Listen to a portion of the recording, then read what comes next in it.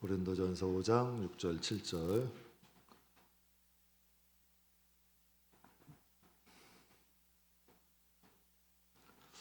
함께 봉독하겠습니다. 너희가 자랑하는 것이 옳지 아니하도다. 적은 누룩이 온 덩어리에 퍼지는 것을 알지 못하느냐. 너희는 누룩 없는 자인데 새 덩어리가 되기 위하여 묵은 누룩을 내버리라. 우리의 유월절 양 곧 그리스도께서 희생되셨느니라. 아멘. 오늘 여러분과 함께 본문 중심으로 좋은 누룩과 묵은 누룩이라는 제목으로 좀 은혜를 함께 나누려고 합니다. 본문은 이제 누룩의 특징과 신앙을 비유한 거예요. 이 누룩에는 특징이 있어요. 그것과 신앙의 관계에 대해서 이제 비유를 통해서 우리에게 말씀을 주시는 거죠. 본문에는 묵은 누룩이라는 단어가 나옵니다. 여러분 잘 아시는 큐티로 아주 유명한 분이죠. 우리들 교회 김양재 목사님은 이 묵은 누룩을 이렇게 해석하세요. 애굽에 있었던 죄성. 그러니까 이 홍해를 세례로 비유합니다. 신약에서 세례받기 전, 예수 받기 전, 그때 가지고 있었던 죄성, 옛사람의 죄성, 죄악을 의미한다 그래요. 이 묵은 누룩을. 그래서 6절 말씀해 보면 적은 누룩이 온 덩이에 어떻게 된대요? 퍼진다. 그러니까 누룩의 속성은 뭐예요? 작더라도 온 덩어리에 다 퍼지는 거예요. 이게 이제 누룩의 속성이라는 거예요. 그러니까 적지만 이 누룩의 특징은 적은 누룩이 온 덩어리에 퍼진다. 즉 적은 누룩이 온 덩어리에 뭘 주는 거예요? 영향력을 끼치는 거예요. 이제 이게 누룩과 신앙의 비유인데 성경에 보면은 좋은 누룩도 있어요. 근데 성경에 보면 나쁜 누룩, 묵은 누룩도 있어요. 그럼 예수님은 좋은 누룩이에요, 나쁜 누룩이에요? 분별이 안 돼. 대답이 현잖아. 예수님은 좋은 누룩이에요, 나쁜 누룩이에요? 생명 주러 오셨죠. 당신의 몸 희생하셔서 우리에게 생명 주러 오셨어요. 좋은 누룩이에요. 그러면 마귀는 좋은 누룩이에요, 나쁜 누룩이에요? 아담 하와 잘 꼬셔가지고 결국 뭐가 왔어요? 죽음이 왔죠. 예. 그리고 이 세상에서도 우리들 자꾸 유혹하고 현혹하고 미혹해서 천국 데려가요, 지옥 데려가요? 예. 그러면 마귀는 묵은 누룩이죠. 사망을 줍니다. 예수님은 좋은 누룩으로 생명 주고요, 평안 주고요. 또 마귀는 묵은 누룩으로 자꾸 사망을 주고요, 인생으로 하여금 영원한 염려, 고생, 고통으로 끌고 가죠. 그래서 오늘 7절 말씀해 보면 너희는 뭐가 없는 자래요? 누룩 없는 자인데 새 덩어리가 되기 위해서 뭘 버리래요? 묵은 누룩을 버려요. 참 이상하지 않아요? 지금 어디에 대상으로 주는 말씀이에요? 교회예요, 교회. 그런데 묵은 누룩이 있대요. 너희가 분명히 예수를 믿으면 새 누룩이야. 그런데 묵은 누룩이 너희에게 있다는 거예요. 그러니 우리의 유월절 양 곧 그리스도께서 희생하셔서 너희는 좋은 누룩인 예수로 인하여 구원받은 거 아니에요. 그런데 지금 고린도 교회에 뭐가 들어간 거예요? 그럼 여러분도 우리가 신앙생활 해보지만 교회 안에도 묵은 누룩의 영향을 받는 사람이 있어요, 없어요? 있는 것 같아요, 없는 것 같아요? 지금 그걸 말씀하시는 거예요. 너희는 누룩이 없는 자였어. 원래 예수 믿고 구원받았고 순수한 누룩이 없는 자였는데 이제 새 덩어리가 되기 위하여서 다시 묵은 누룩을 내버리라는 거예요. 왜? 유월절 양 예수님께서 너희를 희생하셨잖아. 그러니 그것 생각해서 우리 안에 있는 묵은 누룩 버리자는 거죠. 예수님은 좋은 누룩이에요. 좋은 누룩의 역사를 통해서 뭘 세우신 거예요? 고린도 교회를 세웠잖아요. 예수님의 그 보혈의 공로로 좋은 누룩이 되셔서 고린도 교회를 세우셔서 구원의 역사를 이루셨죠. 그런데 마귀는 고린도 교회에 어떻게 한 거예요?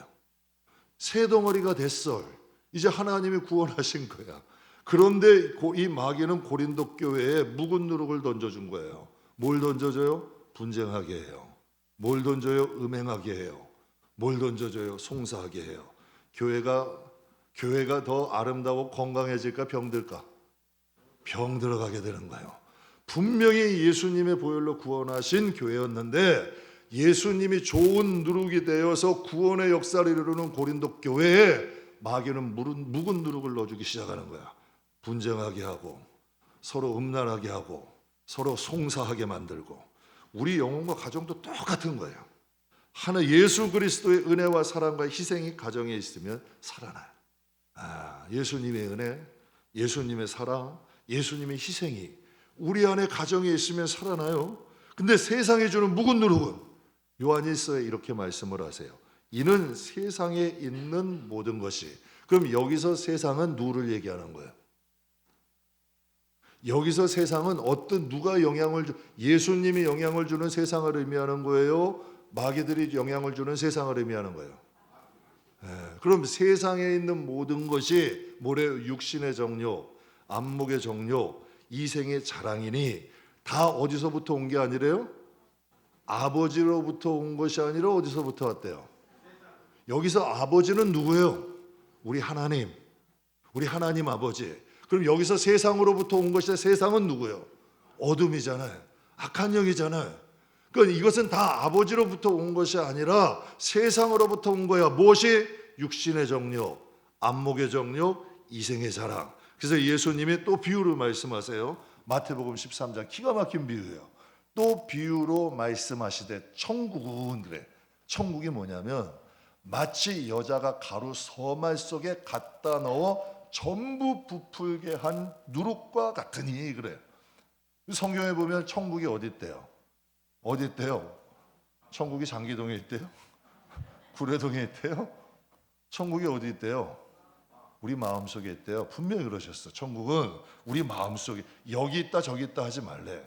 천국은 너희 안에 있대요. 즉 오늘 이 마태복음 13장 말씀에 보면 천국은 마치 여자가 가루 서말 속에다 갖다 넣어서 누른 누룩과 같대. 그래서 그 서말이 다 부풀어 오른다는 뜻이에요. 예수님이 천국이라는 좋은 누룩을 어디다 넣어주신 거예요? 여러분에다 넣어주신 거예요. 누군가 여러분 가정에 누룩이 들어간 사람들로 인해 여러분이 여기 앉아 있는 거잖아요. 그 누룩이 여러분 가정에 퍼진 거 아니에요. 아내가 됐건 남편이 됐건 할아버지 됐건 할머니가 됐건 자식이 됐건 그 누룩이 우리에게 퍼져서 우리의 가족들이 지금 이곳에 온 거 아니에요. 내 안에 있는 천국이 내 가족들에게 퍼지게 되고 그 천국이 또 어디 내 주변에 펴지게 되는 것을 의미하잖아요. 바로 여러분 이것이 누룩이라는 거예요. 좋은 누룩의 영향이라는 거죠. 우리 안에 천국이란 좋은 누룩을 넣어주셔서 우리 영혼을 살리시고 우리 가정을 살리시고 우리 전부 여러분 우리 주변을 전부 부풀게 하는 역사를 있게 하잖아요. 그럼 반대로 마귀는 어떻게 하는 거예요? 세상의 전부야. 천국 죽어봐야 알지. 어떤 권사님이 그런 말씀 하시더라고요. 아유 목사님 천국 죽어봐야 알죠. 가봐야 알죠. 권사님이에요. 저기 그런 얘기 하더라고. 깜짝 놀랐어. 그러면서 육신의 정욕, 안목의 정욕, 이생의 자랑 여러분 자꾸 누룩을 넣어주는 거예요. 그래서 점점 허물어갔던 것이 유럽이잖아요. 육신의 정욕, 안목의 정욕, 이생의 자랑들이 그들의 마음속에 점점 들어가서 영혼이 무너지니까 교회가 무너지고 그게 유럽이잖아요. 그게 미국 교회잖아요. 그럼 우리나라에 지금 현재 있는 교회들이 이 영향을 받고 있어요? 안 받고 있어? 여러분이 볼 때 급격히 무너지고 있잖아요. 주일학교 없는 교회가 얼마나 많아요. 왜 할아버지 할머니 믿었는데 자식 때 와서는 더 줄고 또 그 자식이 와서는 더 줄고 그 자식이 와서는 아예 없어져 버리냐니. 왜 그 누룩이 영향을 못 주냐는 얘기예요. 가루 서말 속에 들어갔으면 온 덩어리가 부풀어야 되잖아요. 그게 천국이잖아요. 근데 세상에 주는 육신의 정욕, 안목의 정욕, 이 세상에 있는 것들에 대한 자랑들은 왜 이 말씀에 왕성해져서 그것을 여러분 전해지는데 하나님 나라는 전해지지 못하냐는 얘기죠. 그래서 유럽 교회가 무너져 가잖아요. 미국 교회 무너져 가잖아요. 한국 교회 어떻게 돼가요? 무너져 가잖아요. 여러분 잘 아시는 시인과 촌장이라는 유명한 이제 듀엣이 있어요. 그분이 가시나무라는 가요를 불렀는데요. 당시 이제 멤버 중에 한 명이었던 지금은 이제 백석예술대학교 교수로 있어요. 하덕주 씨가 그것을 이제 작사한 건데 자신의 신앙 고백을 그대로 가사를 넣은 거예요. 근데 내용을 한번 가만히 한번 보세요. 내 속에 내가 어떻게 한대요? 너무 많대. 그래서 누가 쉴 곳이 없대요. 여기서 당신은 누구예요? 예수님, 하나님이죠. 내 속에 내가 너무 많아지니까 하나님이 쉴 곳이 없대요. 그러면 내 안에 내 속에 있는 나라는 게 뭐냐는 거예요. 그걸 가사에 이렇게 내 속에 헛된 바람들이 이 마음에 자하고 가득 채지니까 하나님이 쉴 곳이 없대요. 그래서 내 속에 어쩔 수 없는 아픔, 그러니까 당신의 편한 곳이 없대. 세상에 헛된 바람, 헛된 생각, 헛된 마음이 가득하니까 하나님이 우리의 마음에 편히 쉬실 수가 없다는 거예요. 그래서 내 속에 내가 어쩔 수 없는 어둠이 누구의 쉴 자리를 뺏었대? 당신의 쉴 자리를 뺏었대. 여러분, 내 안에 있는 헛된 야망, 헛된 꿈, 헛된 이런 것들이 하나님이 계실 자리를 뺏어버렸대요. 그래서 어떻게 돼요? 내 속에 내가 이길 수 없는 슬픔들이 찾아왔대. 성경이 똑같잖아. 너의 근심과 너의 염려와 너의 옆구리에 가시가 될 거라 그랬어. 그리고 너에게 근심이 된대. 이것이 슬픔이 되어 내 마음이 뭐가 됐대요? 무성한 가시나무 숲이 됐대. 보세요. 헛된 바람들을 가졌으면 편안해야 되잖아. 그런데 왜 이 마음이 가시밭이 되냐는 얘기야. 이게 하덕주 씨가 여러분 경험한 자신의 신앙 고백이야. 헛된 바람들로 인해 여기도 쫓아가 보고 저기도 쫓아가 봤는데 하나님이 쉴 자리는 다 빼앗겨 버리고 이 마음은 뭐가 됐대? 하나님이 떠나시면 가시밭 되는 거예요. 하나님이 떠나시면 이 마음은 황폐해지는 거예요. 그걸 지금 신앙으로 고백으로 하고 있는 거지. 여러분, 프랑스의 유명한 사람이죠. 파스칼이라는 사람이 있어요. 이 사람은 직업이 철학자야, 수학자야, 물리학자야, 신학자야. 철학이 최고의 학문이라 그래요. 세상에서 철학하겠다면 정말 힘들어요. 보통 열심히 해서 되는 게 아니에요. 그런데 이 사람은 철학자고 수학자야. 수학자가 쉬워요? 수학 엄청 복잡합니다. 수학자야. 거기다 또 물리학자야. 물리학자의 신학자까지. 이 사람이 여러분 평범한 사람이 난 사람이야. 난 사람이에요. 정말 유명한 사람이에요. 그 사람이 난 사람인데 한 가지도 하기 힘든데 여러 가지를 다방면이한 사람. 근데 그가 남긴 유명한 명언이 있어요. 여러분 잘 아시는. 인간은 생각하는 갈대다. 갈대는 약해요, 강해요? 약하죠. 흔들려. 그러나 인간은 뭐를 할 줄 안다는 거예요? 생각할 줄 안다는 거예요. 약하다는 거예요. 흔들린다는 거예요. 그러나 인간이라는 존재는 생각한다. 또 유명하죠. 저 프랑스의 철학가고 과학자고 수학자 이 사람도 난 사람. 데카르트라는 사람이 이런 말을 해요. 나는 생각한다. 고로 존재한다. 육신이 존재가 아니라 생각하는 것이 존재라는 거예요. 근데 그들이 하는 말에 다 여러분 세상에 난 사람이라는 사람들이 하는 말이 뭐예요? 생각이 중요하다는 거예요. 육신이 중요한 게 아니라 어떤 생각을 갖고 사느냐에 따라서 그 인생은 다른 길을 간대. 제가 이어룡 교수님 어제 간증을 청문회 받았어요. 사랑하는 딸이 실명위기가 왔어요. 그분은 시대를 대표하는 지성이에요. 그분이 예수 믿고 나서 욕 많이 먹었어요. 왜 당신 같은 사람이 예수를 믿냐? 그거 지성이 당신 같은 지성인이 무신론자가 왜 예수 믿냐는 거예요. 왜 자기가 만나는 걸 어떻게 해? 시대를 대표하는 지성의 이성 교수가 당신이 회심하면서 한편의 시 같은 고백을 했잖아요. 나 어제 너무 멋있더라고요. 제가 다시 한번 읽어드릴게요. 찬란한 빛과 아름다운 풍경을 만드신 하나님, 왜 당신의 딸 미나에게서 그 빛을 거두려 하십니까?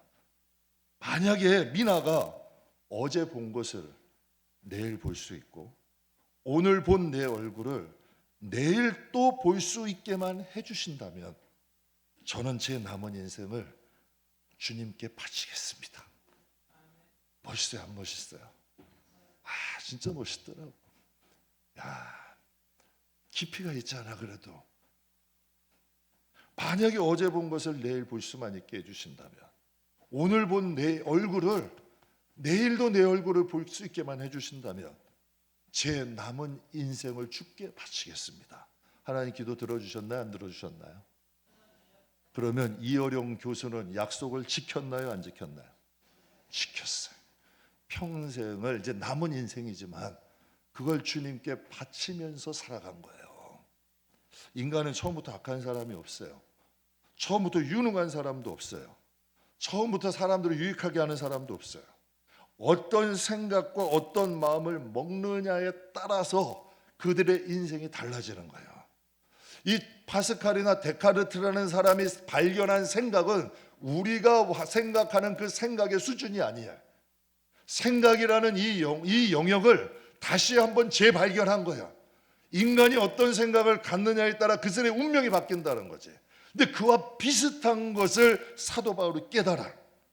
자신의 신앙의 영적인 것, 영성과 영안이 열리면서 자신의 내면을 보기 시작하는 거죠.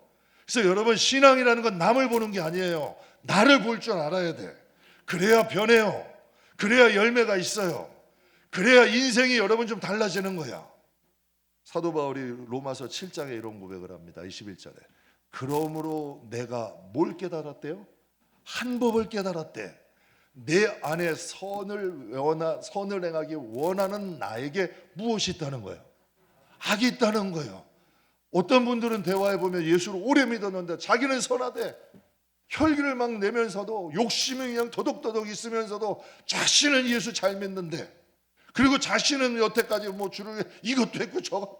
제가 그래서 참, 하나님 저 영화를 열어서 자신을 보게 해 주셔야 돼.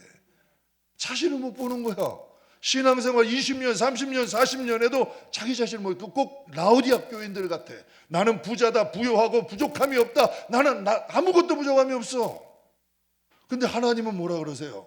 내 가난하고 빈궁하고 내 영적인 그 모습들을 못 본다는 거지. 사도 바울이 고백하는 거예요. 선을 행하기 원하는 나에게 뭐가 있다? 내 속사람으로는 하나님의 법을 즐거워하는데 내 지체 속에 있는 다른 한 법이 내 마음의 법과 싸워 내 지체 속에 있는 죄의 법 아래로 나로 사로잡아 오는 것을 보는도다 하면서 유명한 고백하죠. 같이 읽겠습니다. 누가 나를 건져내랴. 영안이 밝아진 거예요. 영성이 살아난 거예요.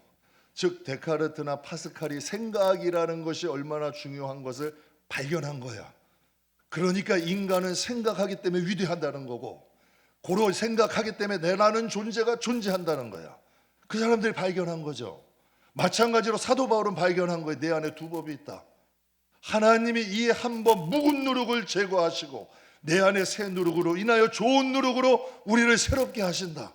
그래서 사도 바울이 말씀의 빛이 비춰지면서 고백한 게 로마서 8장 2절이에요. 같이 읽겠습니다. 이는 그리스도 안에 있는 생명의 성령의 법이 죄와 사망의 법에서 너를 해방하였음이라. 아멘. 여러분, 우리 육신에서도 암이 걸린 사람이 사기야. 여러분 그거 고침받으면 기쁠까 안 기쁠까요? 그 가정이 가문이 다 기뻐. 사도 바울은 이것을 발견한 거예요. 생명과 성령의 법이 우리를 사망에서 구원하신 거예요. 그러니까 이 기쁨이 그의 영혼 가운데 충만한 거예요. 그것을 로마 교회와 함께 공유한 거죠. 여러분 잘 아시는 레오나르도 다빈치는 최후의 만찬, 역사적으로 남는 대작이야. 이거는 뭐 굉장한 대작이야. 일반 그림이 아니에요, 이건요. 아주 역사적으로 남는 최고의 걸작 중에 하나예요. 다빈치는 거기에 이제 최후의 만찬을 모델이 있어야 될 거 아니에요. 예수님의 모델을 찾기 시작한 거예요. 그래서 예수님의 모델을 딱 찾는데 한 번은 교회를 딱 갔는데 성가대에서 18세 미소년이야. 미소년이 막 찬양하는 모습이 너무 아름다운 거예요. 그래서 내가 저 사람을 통해서 예수님의 얼굴을 그려야겠다. 집에 가서 다시 한번 최후의 만찬 한번 그림 보세요. 예수님의 얼굴이 33살이 아니야. 한번 가서 한번 보세요. 예수님의 얼굴이 33살이 아니라니까. 미소년의 얼굴이야. 그러니까 그 19세에 성가대에서 찬양하는 그 소년의 얼굴을 보면서 예수님의 얼굴을 그린 거예요. 제자들을 다 그렸어요. 6년의 세월이 지났어요. 그러니까 엄청 정성 들인 거죠. 이제 가룟유다만 남았어요. 그래서 가룟유다를 그리기 위해서 로마의 지하 감옥에 들어간 거예요. 로마도 감옥이 지상에 있고 지하가 있어요. 지하에는 사형수들, 아주 흉악한 사람들, 그런 사람들이 있는 거예요. 거기서 수백 명이 갇혀 있는 데서 얼굴이 가장 좀 흉악하고 범죄 같은 사람, 그런 사람을 골라가지고 가룟유다의 그림을 그린 거예요. 그런데 이제 가룟유다가 이제 그림을 그리는데 거기서 갑자기 그 그림을 그린 그 모델이 다빈치에게 이런 얘기를 하는 거예요. 그 그림 속에 지금 있는 예수님의 모습이, 그 모델이 바로 접니다. 여러분, 다빈치라는 사람은 예술가 아니에요. 예민한 사람이죠. 그도 못 알아본 거예요. 6년 전이면 긴 세월도 아니잖아요. 그 19세에 그 애떼고 예수님의 모델했던 그 청년이 6년의 세월이 지나서 가장 험악하고 가장 죄인의 얼굴을 대표하는 모습의 사람들로, 그 모델로 그리고 있었던 거예요. 6년 동안 그의 이름이 완전히 변한 거예요. 그가 그런 말을, 선생님 저를 기억하지 못하세요? 지금부터 6년 전에 선생님의 제의로 예수님의 모델이 되었던 피에르 드 반드레르라는 저예요. 제가 이 예화가 전 잊어지지가 않아. 사람이 6년 만에 이렇게 변할 수가 있구나. 근데 성경에도 이런 얘기 나와요. 성경에 보면 사울왕이라는 사람이 굉장히 겸손한 사람이에요. 그를 택하려고 그랬더니 도망가요. 아버지의 심부름 때문에 힘든 일도 마다하지 않아요. 굉장히 순수한 사람이야. 그리고 굉장히 겸손했던 사람이야. 그런데 단 2년 만에 어떻게 변해요? 완전히 교만해져요. 강팍해지는데 어느 정도로 강팍해지냐면 믿음의 아버지야, 아버지 버린 사무엘이 무서워할 정도야. 그 정도로 이 마음이 포악해진 거예요. 가시밭이 돼버리는 거예요. 2년 만에 그렇게 변해버리는 거예요. 반드레르가 19세 꽃미남이에요. 예수님 닮은 미소로 찬양하는 모습이 너무 아름다워서 예수님의 모델을 그렸는데 도대체 6년 동안 무슨 일이 있었던 거예요? 그래서 좋은 누룩과 좋은 누룩과 여러분 묵은 누룩의 차이야. 우리 안에 좋은 누룩이 오면 한없이 선해질 수 있는 게 인간이에요. 그러나 나쁜 누룩의 영향을 받으면 한없이 나빠질 수 있는 게 여러분 인간이에요. 제가 고등학교 때 학교 다닐 때요, 정말 공부 잘하는 애야, 모범생이야, 착하던 애야. 그런데 나쁜 친구 만나가지고 딱 1년 방황하더라고. 완전히 사람이 바뀌어버리더라고. 어떻게 1년 만에 사람이 완전히 바뀌어버려요. 하나님은 이방인이었던 우리들에게 경계의 말씀을 이렇게 하세요. 로마서 11장에 보게 되면 같이 한번 볼게요. 옳도다. 너희는 믿지 아니함으로 꺾이고 너는 믿음으로 섰느니라. 높은 마음을 품지 말고 도리어 두려워하라. 하나님이 원가지도 아끼지 아니하셨은즉 너도 아끼지 아니하시리라. 여러분, 왜 이런 말씀을 했을까요? 제가 이런 생각이 들더라고요. 여러분, 자식 키우다 보면 속썩이는 자식들 있죠. 정말 할 수만 있다면 호적에서 파버리고 싶은 자식들.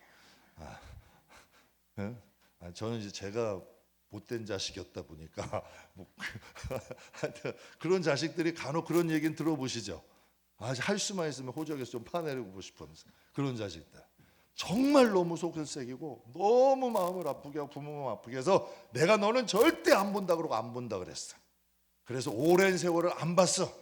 그래서 허전해가지고 양아들을 하나 드린 거야. 그런데 이 아들이 1년, 2년, 3년 키우는데 갑자기 여러분 이 아들도 내 그 못된 자식을 닮아가는 거야. 그럼 여러분이라면 그 양아들을 계속 키우겠어요? 내 본아들도 얼굴 안 보는데 했던 그 양아들이 본아들이 하는 행동을 똑같이 한다면 그 양아들을 여러분이 보시겠냐는 얘기야. 그러니까 하나님도 그게 두려우시니까 말씀하시는 거예요. 그들은 믿지 아니함으로 꺾였고 너희는 믿음으로 섰어. 그러니 그들처럼 높은 마음 품지 말고 두렵고 떨림으로 구원을 생각해. 하나님은 원가지도 따르지 아니하셨은즉 너희도 아끼지 않으실 수 있어. 미리 말씀을 해주시는 거야. 그러니 유대인들이 간기를 가지 말라는 거지. 왜 이 말씀을 하실까요? 유대인들도 처음에는 겸손했죠. 유대인들도 처음에는 하나님 믿었어요. 유대인들도 처음에는 하나님께 순수한 거야. 그러면 여러분이 요즘 기독교를 보면, 교인들을 보면 순수함이 있어요? 정말 비둘기같이 순수함, 하나님에 대한 진실한 믿음이 가지고 있던가요? 점점 우리도 모르는 사이에 우리도 유대인들이 걸어간 길을 가고 있지 않아요? 그러니까 하나님은 묵은 누룩 버리라는 거예요. 원가지도 아끼지 않으셨은즉 너희는 그 길 걷지 말고 신실한 좋은 누룩이신 예수님 가신 길을 너희도 걸으라는 거죠. 신앙은 생명이에요. 우리 안에는 두 가지 마음이 같이 있습니다. 반디네르처럼 우리 안에는 예수의 마음도 있고 예수의 얼굴도 있고 우리 안에는 가룟유다의 얼굴이 있어요. 그러나 우리가 신앙의 힘으로 그것을 이기고 예수의 얼굴로 살아가기를 여러분 노력하는 거 아니에요? 우리 인간에게는 두 가지 얼굴이 다 있는 거예요. 제가 가끔가다 이제 신앙사저도 이제 목회하면서 제 자신도 보고 이제 성도들을 보면서 느끼는 거예요. 은혜가 충만할 때는 우리 성도님들 얼굴 보면 다 천사야. 말들도 얼마나 이쁘게 하는지 몰라. 정말 예수님 꼭 닮았어. 그런데 여러분 좀 뭔가가 기분이 안 좋아. 혈기가 좀 떴어. 뭔가 좀 못마땅한 게 있으면 눈부터 쫙 찢어져. 말부터 퉁퉁거려. 말부터 희한해져. 참 희한한 거예요. 은혜가 있을 때 얼마나 이쁜지 뭐 천사 같아. 그런데 여러분 거기에 뭔가가 좀 여러분 잘못 들어가고 묵은 누룩 영향받으면 여러분 마귀가 좋아하는 말과 행동을 하는 거예요. 좋은 누룩이신 말씀과 성령의 영향을 받으면 한없이 천사 같아. 정말 아름다워. 근데 어디서 뭘 잘못 듣고 잘못 받아서 나쁜 누룩, 묵은 누룩 영향 받으면 눈빛부터 틀려. 말하는 법부터 틀려져. 이상하게 달라지는 거지. 그래서 성경에 정확하게 말씀하셔요. 로마서 6장에 보면 이런 말씀이 있어요. 또한 너희 지체를 불의의 무기로 누구에게 내주지 말고 죄에 내주지 말고 오직 너희 자신을 죽은 자 가운데서 살리신 자와 같이 누구에게 드리래? 하나님께 드리래요. 너희 지체를 의의 무기로 하나님께 드리라는 거예요. 너희의 지체를 불의의 무기로 제해 주지 말고 너희의 지체를 죽은 자 가운데 살아나신 예수님처럼 하나님께 드리라는 거죠. 즉 우리의 지체가 죄에도 드려질 수 있고 정말 우리를 위해서 다시 살아나신 예수님처럼 하나님께 드려질 수도 있다는 거예요. 그래서 성경에 말씀하신 의인이 있대요 없대요? 하나도 없어요. 제가 한번 평일날 새벽 예배 때 간증 한번 했을 거예요. 정말 제가 신뢰했던 목사님이 한 분이 있어요. 그분 책 다 사다 봤어요. 설교도 진짜 하루에 한 편씩은 들은 것 같아. 그런데 그렇게 해서 한 몇 년이 지났어요. 충격적인 일이야. 그분이 넘어진 거야. 그분이 죄의 미혹으로 넘어진 거야. 나는 믿어질 수가 없더라고. 그 다음부터 생각해요. 야, 사도 바울이 한 말이 농담이 아니구나. 내가 복음을 전파한 후에 내가 버림을 받을까 나는 두렵다 하면서 항상 얘기하잖아요. 그래서 저 항상 생각합니다. 나도 변할 수 있다. 지금까지는 개척된 그 마음을 좀 지키려고 조금 덜 가져도 조금 덜 누려도 개척된 그 마음 그거 잊어버리면 다 잊어버리는 거거든. 신앙 잊어버리면 다 잊어버리는 거 아니야. 항상 그 마음에서 좀 머물려고 노력을 해요. 우리나라가 여러분 오늘 본문 말씀에 고린도 교회는 대단한 교회예요. 왜 대단한 교회냐면 고린도라는 이름이 음란하다는 뜻이야. 음란한 지역에 교회가 세워진 거예요. 그럼 그 음란하고 향락을 쫓는 곳에 교회를 세우려면 열정이 있어야 돼요 없어야 돼요? 열심이 있어야 돼요 없어야 돼요? 당연히 있어야 돼. 열심과 열정, 신앙이 뜨거웠던 사람들이에요. 그런 사람들이 고린도 지역에 교회를 세운 거야. 근데 우리나라의 복음화가 될 때 가장 어려운 지역이 어디였는지 아세요? 어려운 지역 중 하나가 부산이었어요. 왜 부산이었냐면 항구 도시잖아. 우상들이 많잖아. 그래서 복음화하기가 정말 어려웠대요. 그런데 거기에 지금 뿌리가 내려져서 어떻게 돼요? 호산나 교회도 있어. 수영록 교회도 있어. 또 포도원 교회도 있어. 복음으로 여러분 충만해서 세워 다 성령 충만한 교회야. 다 기도의 목숨 건 교회들이야. 그런 교회들은 여러분 뿌리 내려서 고린도 교회처럼 세워져 간 거예요. 마찬가지로 좋은 누룩이신 예수님의 그 신앙의 뜨거움이 고린도 교회를 세운 거야. 그런데 7절에 뭐라 그러세요? 너희는 누룩 없는 자였잖아. 고린도 교회가 어떻게 세워졌는데 어떤 기대로 어떤 희생으로 어떤 열심으로 세워졌는데 그걸 우리 가족 우리 영혼에게 되어 있어요. 내가 너 구원하려고 얼마나 노력했는데. 그 정윤아 자매가 그러잖아요. 너 지금처럼 너가 이렇게 살 줄 알았으면 내가 너 구원 안 했을 거야. 다른 사람을 탈출하게 했을 거야. 그 말에 충격을 받았대. 그 똑같이 말씀하시는 거예요. 너희가 누룩 없는 자였잖아. 너희 신앙생활 이렇게 안 했잖아. 그러니 새 덩어리가 다시 되기 위해서 너희 안에 있는 뭘 버리래요? 묵은 누룩을 내버리래. 우리의 유월절 양 곧 그리스도께서 너를 위해 희생하셨잖아. 너희 가정 위해 희생하셨잖아. 고린도 교회를 위해 희생하셨잖아. 그러니 묵은 누룩 버리고 새 덩어리가 다시 되라는 거지. 원래는 너희 누룩 없는 자이잖아. 그렇다면 여러분 그런 생각을 해요. 그럼 누가 고린도 교회에 묵은 누룩을 넣어준 거예요? 누가 우리의 마음에 묵은 누룩을 넣어주는 거예요? 도대체 누가 여러분의 가정에 묵은 누룩을 넣어주는 거예요?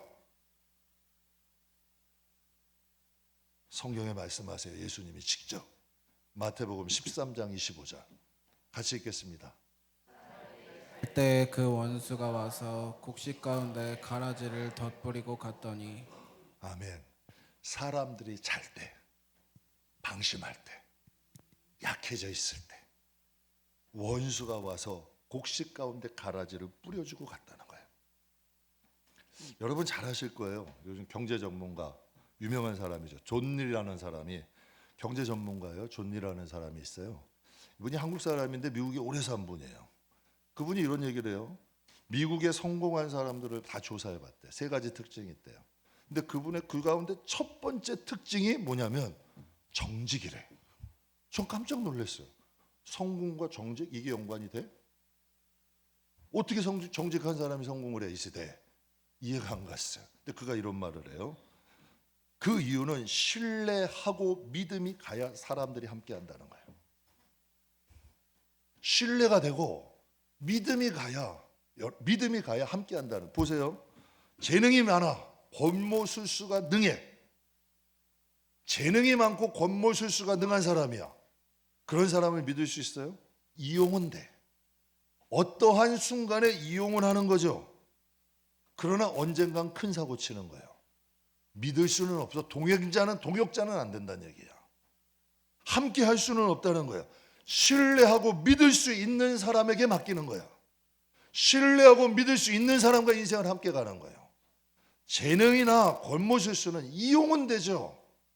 그러나 하나님이 믿을 수는 없는 거예요. 성경에 복음, 예수님, 복음, 천국 다 좋은 누룩이에요. 예수님은 좋은 누룩이에요. 복음도 좋은 누룩이에요. 천국도 좋은 누룩이야. 그 좋은 누룩이 우리 안에 퍼지면 어떻게 될까요? 나타나는 현상에 사람이 밝아져요. 절대 어두울 수가 없는 거예요. 왜? 예수님이 빛이니까. 좋은 누룩이신 예수님이 이 마음에 임하시면 기쁨이 있어. 하나님만이 주시는 기쁨, 감사가 있고요. 그리고 참 이상하게 좋은 누룩이 있으면 좋은 사람들이 모여. 참 희한한 일이에요. 근데 묵은 누룩은 어떨까요? 조금씩 사망으로 끌고 가. 분한하게 만들어, 초조하게 만들어, 염려하게 만들어, 걱정하게 만들어. 하나님 없는 나만의 삶을 솔리스트가 자꾸 되려고 그래. 하나님이 오케스트라이신 지휘자이신 하나님을 믿고 인생을 사는 게 아니라 자기가 인생의 주인이 되고 자기가 결정하고 자기가 솔리스트가 되려. 그래서 거기서 넘어지면 못 일어나는 거야. 그러나 하나님이 여러분 우리가 오케스트라와 같이 협력하여서 가게 되면 그 중보의 기도가 우리들을 살리는 거죠. 그래서 나도 모르는 중에 묵은 누룩은 죽는 것으로 가요. 여러분도 가만히 한번 보세요. 복음화율이 높은 도시의 특징이 뭔지 아세요? 밝아. 도시가.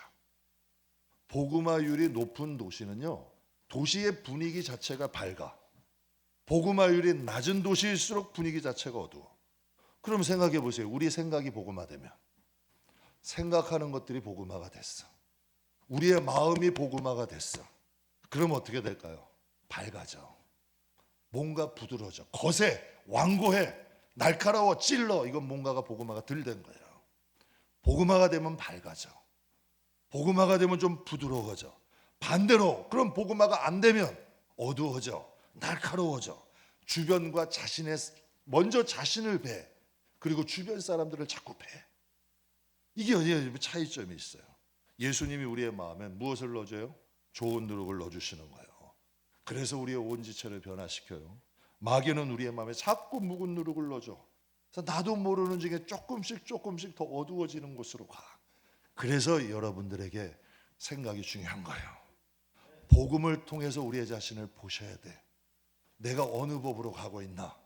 먼저 내 자신을 바라보면서 좋은 누룩이신 예수로 충만한 길로 가셔야 돼요. 빌립보서에 보게 되면 오네시모라는 사람이 만나요. 오네시모라는 사람이 있어요. 근데 그가 오네시모라는 사람이 회심을 하는데 어디서 회심을 해요? 감옥에서 회심을 해. 예. 감옥의 장소는 감옥이야. 그런데 감옥의 동기가 누구예요? 바울이야. 예. 감옥 분명히 장소는 감옥인데 동기를 잘 만났어. 누구? 바울을 만났어. 거기서 회심을 해버려요. 사단의 올무에서 벗어나고 그리스도 안에서 새 사람이 돼. 묵은 누룩 죄성을 벗어버려. 도벽이 고치기가 쉬워요, 안 쉬워요? 어려워요. 도벽 고치기 쉬운 일이 아니에요. 도둑질하다가 감옥에 온 사람이야.